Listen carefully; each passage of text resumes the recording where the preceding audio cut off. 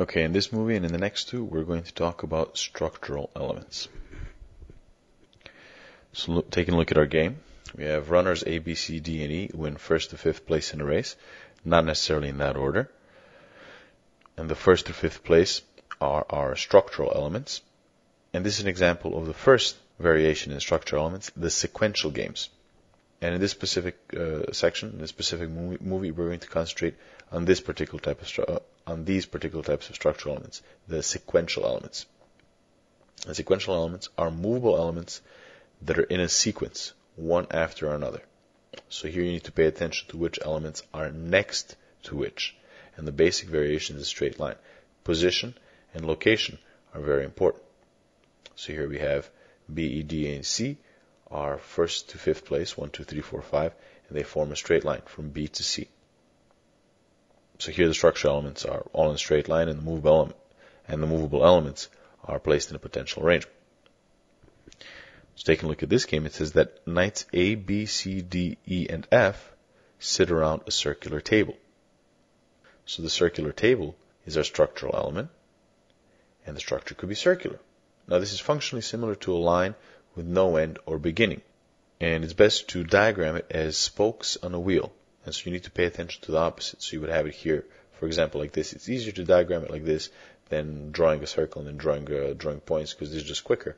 So you would have E, F, A, D, B, C, just starting at the very top at the 12 o'clock position. Like I said, drawing intersecting lines is a quicker way of getting this information symbolized than placing dashes for the movable elements in a circle.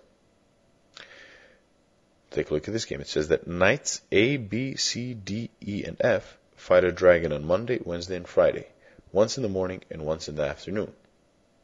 So Monday, Wednesday, Friday, once in the morning, once in the afternoon, those are structural elements, and the structure could incorporate AM and PM. Now this is functionally a sequence as well, where AM goes before PM, and it's best to diagram as two sets of lines, one for AM and one for PM. So here we have AFB in the AM, and ECD in the PM for Monday, Wednesday, Friday.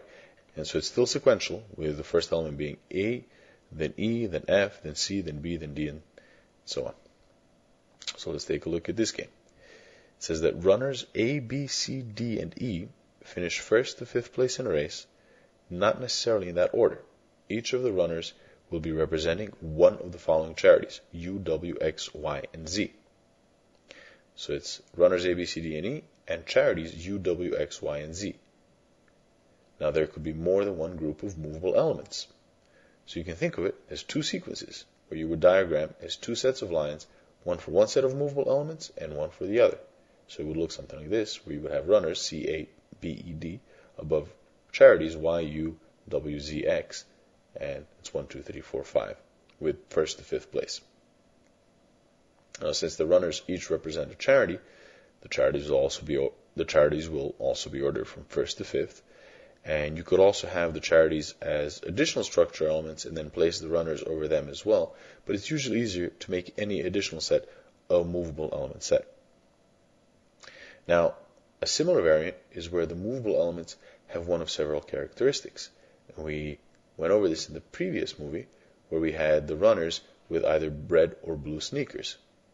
And a way of diagramming that would be, for example, like this, where you have one set of movable elements on top of the runners, and underneath you would have a set that diagrams the different characteristics, red or blue. So here you would have C with red sneakers, A with red sneakers, B with blue sneakers, and so on, and C, A, B, E, D would be in first to fifth place. Now this looks similar to the previous diagram, and the difference is that the second set of lines isn't for another movable set, but for a characteristic of each runner, whether they're wearing red or blue sneakers. Or let's take a look at this game. It says that lawyers A, B, C, D, E, and F are in offices 1, 2, 3, 4, 5, and 6. Office 1 is across from Office 4, Office 2 is across from Office 5, and Office 3 is across from Office 6. So the keywords across from are very important, and that lets you know that structural elements could be opposite one another. And in this case, order still matters, but it's also important who's across from whom, not just who's on either side. And you would draw that, for example, with 1, 2, 3, 4, 5, 6 like this, with A being across F and so on. So there's still a sequence, but adds another important aspect to think about. You have to pay attention to the structural elements facing each other and not just being next to each other. Now let's take a look at this game. It says that 3 runners from a group of runners A, B, C, D, and E win the first 3 places in a race. So you have A, B, C, D, and E as the movable elements, but you need to pay attention to the relationship between the structural and movable elements. There could be the same number of structural and movable elements, that is, that all the elements fit into all the spots, or there could be a different number of structural and movable elements.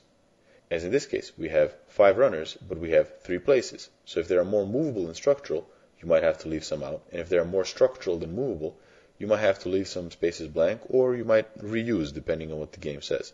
In this case, for example, we could have B, E, and D in first, second, and third place, with A and C not being among the first 3 places. So like I said, here we have 5 movable elements, but only 3 structural elements. So our diagrams are going to use only 3 of those movable elements. So in this example where we don't have A and C. Okay, so to recap, the sequential type games are characterized by a sequential ordering of the structural elements, and they come in several different variations.